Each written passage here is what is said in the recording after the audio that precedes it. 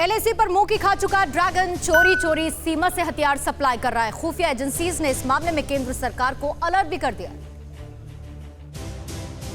हिंदुस्तान की किलेबंदी के आगे भरभरा कर बिखर चुका ड्रैगन अब चोर दरवाजे से भारत को कमजोर करने की चाल चल रहा है। पाकिस्तान के कंधे से बंदूक चलाने के बाद चीन अब सीमा से लगे छोटे मुल्कों के जरिए भारत में हथियारों की सप्लाई कर रहा है। खुफिया एजेंसियों ने इस मामले में केंद्र सरकार को अलर्ट कर दिया है। खुफिया एजेंसियों ने बताया है कि चीन लगातार भारत और म्यांमार में हथियारों की सप्लाई कर रहा है, जो क्षेत्रीय सुरक्षा और स्थिरता के लिए खतरे की घंटी है।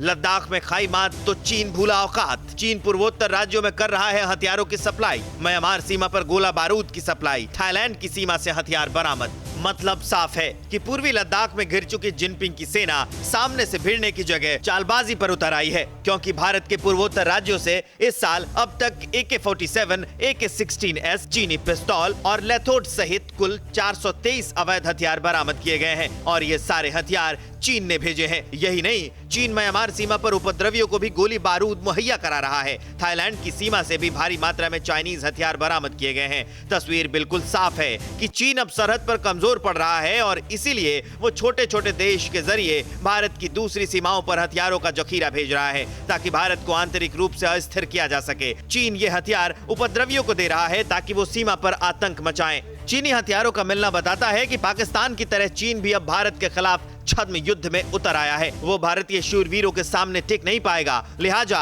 हथियार भेजकर भारत को कमजोर करने की साजिश रच रहा है। लेकिन भारतीय खुफिया एजेंसियां बहुत पहले से सतर्क हैं और उसी सतर्कता का नतीजा है कि चीन की ये चालबाजी भी बेनकाब हो गई और उसके चाल चरित्र का फिर से पता चल गया।